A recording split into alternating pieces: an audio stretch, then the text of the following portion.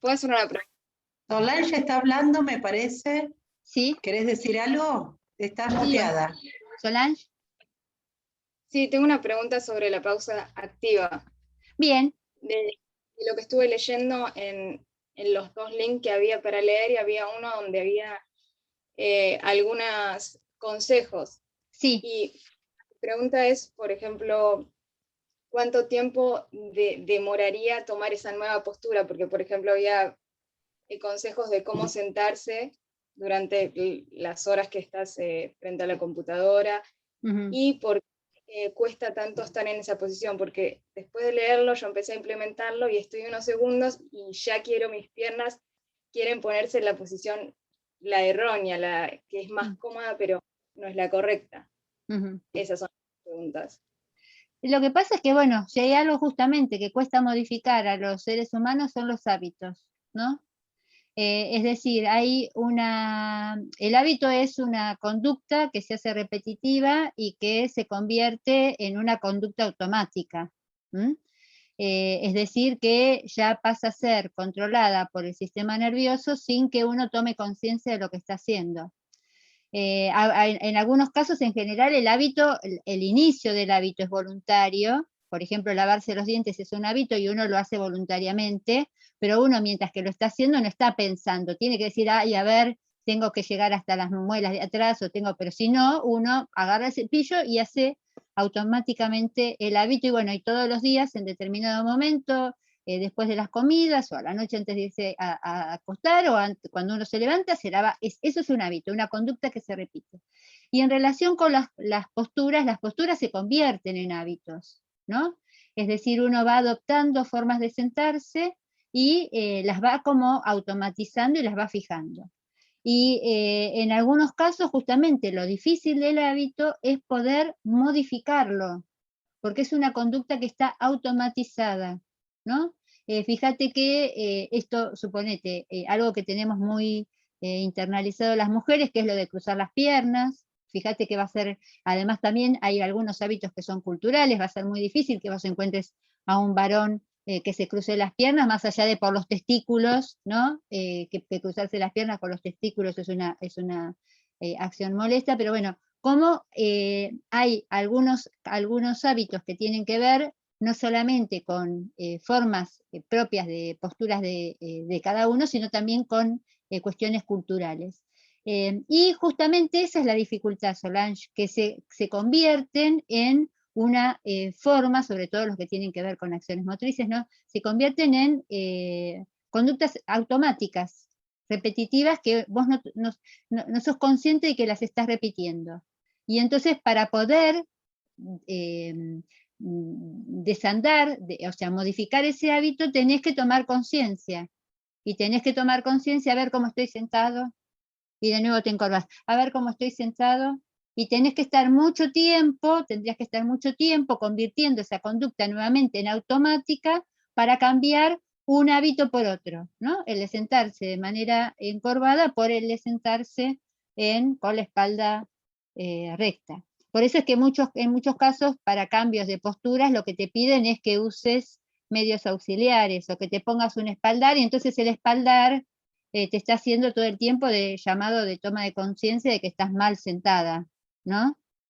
Porque cuando te querés encorvar, el espaldar se te clava en la columna, o que uses otros medios, como por ejemplo, bueno, poner la altura determinada, la silla a determinada altura, si es regulable, para que los pies puedan estar apoyados de forma plana en el piso. Tiene que ver con eso, con que en general las posturas son hábitos que se convierten en automáticos. Y hay que cambiar ese automatismo por otro. Y eso lleva tiempo y esfuerzo. Bueno, y ni que hablar otros hábitos, ¿no? Como el hábito de fumar, bueno, u otro tipo de hábitos que uno puede tener, y que a veces también se convierten no solamente en hábitos, sino en adicciones. Son muy difíciles de modificar, pero bueno, no imposibles. Profe, no sé si quiere agregar algo a la profe Almada sobre el hábito o hacer algún comentario. No, pensaba en las clases de Feldenkrais, que lo que hacen es justamente proponer, tomar conciencia sobre el modo en que participan en movimientos sutiles, no movimientos muy grandes, los músculos, los huesos, ¿sí? Cosas que en nuestra vida cotidiana no las tenemos registradas, ¿sí? Y el efecto es increíble, ¿no? Digamos, justamente esa, qué sé yo, tocarse donde está la articulación del peroné, en la parte superior, y ver si se puede rotar ese hueso y ver qué efecto trae sobre la posición de los pies, ¿sí? Que parece una cosa imposible, y uno dice, no se mueve este hueso, pero en realidad sí. Y tomar conciencia sobre esa estructura que tenemos y cómo la utilizamos para el movimiento, produce un efecto sobre esas malas posturas que tenemos ya adquiridas, ¿no? Ceci, ahí te están preguntando qué es el Feldenkrais, que no saben las clases de quién, porque no conocen qué es el Feldenkrais. Feldenkrais es una técnica de fisioterapia que justamente se ideó para rehabilitación de algunas dificultades motrices, ¿sí?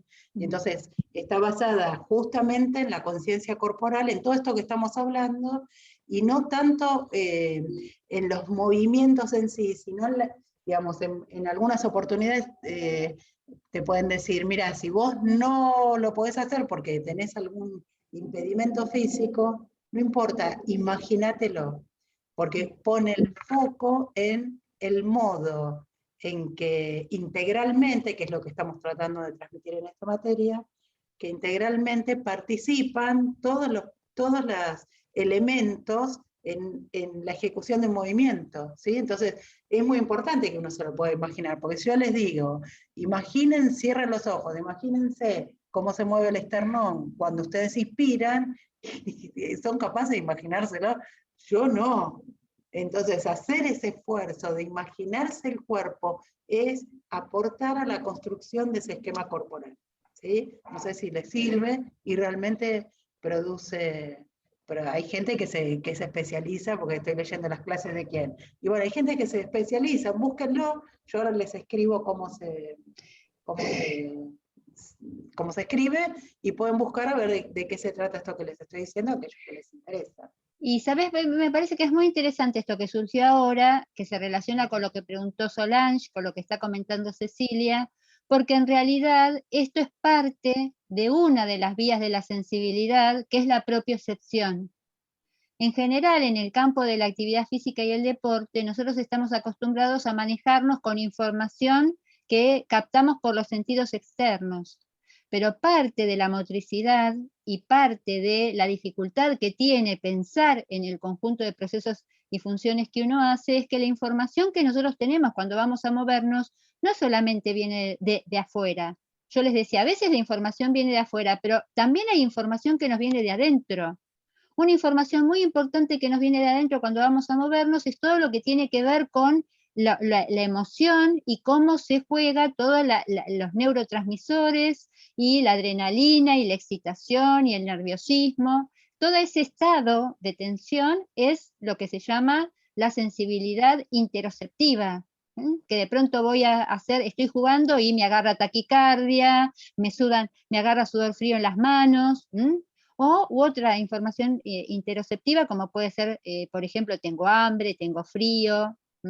Pero también hay otra información muy importante y que sobre todo en este momento se está empezando a darle mucha importancia en el entrenamiento de los deportistas de rendimiento, que es esto que está planteando Cecilia, que el Feldenkrais es una de las escuelas, pero hay otra que es la eutonía de Gerda Alexander, que es otra corriente, que es la propiocepción. ¿Qué es la propiocepción? Iba a decir algo. Sí. Iba a decir algo respecto de eso, sí. Para ampliar lo que venías diciendo, que es verdad que en los deportes o en la actividad física, el ejercicio físico, se pone el énfasis en la percepción externa, pero no es que no haya información acerca de nuestro propio cuerpo. La diferencia es que no ponemos el énfasis o no registramos cómo nos sentimos frente a una situación, por ejemplo, de peligro de gol, ya que estaban hablando del handball antes, ¿no? No tenemos registro de eso. Eso no quiere decir que no suceda, ¿sí? Por eso es importante también pensar que hay otros modos de trabajar sobre el cuerpo que ponen énfasis en distintos aspectos. En este caso, como los que les mencionaba como ejemplo, en esta construcción del movimiento o del esquema corporal desde la propiocepción.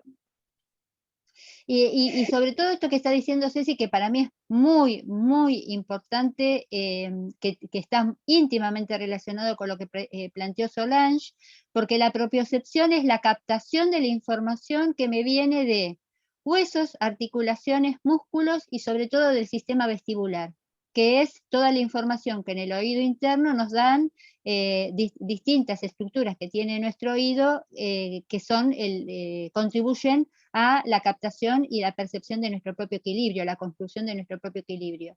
¿Y por qué digo que esto es muy importante? Porque en general, ustedes saben que una de las bases de una buena ejecución es tener el tono muscular correcto. ¿Mm? ¿Qué quiero decir con esto? Es que ustedes saben que aunque un músculo no provoque movimiento, es decir, que recuerden que movimiento es cambio de lugar del cuerpo o de alguna de sus partes, y que esa es la diferencia entre movimiento y motricidad. Motricidad es todo el conjunto de procesos y funciones que hablábamos antes del recreo y que venimos diciendo que son las que hacen al procesamiento de la información, y que el movimiento, todo eso es procesamiento de la información y motricidad, y que el movimiento es solo lo que se ve. Bien, para que aun cuando nosotros no veamos movimiento, en el músculo hay un estado de tensión, hay motricidad.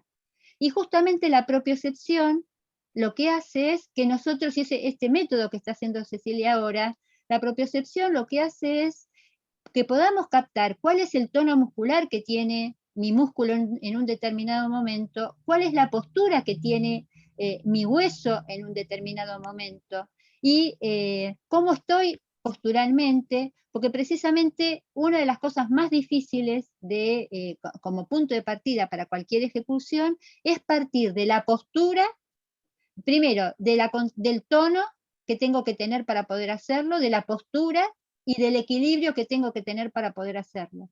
Y eso, como dijo Cecilia, no estamos acostumbrados a registrarlo. Tenemos que hacer un trabajo de propiocepción. Propio quiere decir yo, ¿no? Cepción, recepción, captación de la información. Y en muchos casos, sobre todo cuando hay que hacer modificaciones de esta naturaleza, todo el trabajo postural requiere de mucho trabajo propioceptivo, Solange. Por eso es tan difícil de modificar. Bueno, hechas todas estas, buenísima esta pregunta sobre la pausa activa, y buenísimo que hayas ido a leer, Solange. Lean, lean, lean. Hoy en día ya, ahora cuando termine la clase, googleen Feldenkrais, googleen propiocepción, googleen Gerda Alexander, googleen eutonía, ¿sí? Es muy interesante. Tienen todo a disposición, ponen Wikipedia y les va a salir el triple de información de la que nosotros en 50 minutos de Zoom les podemos dar.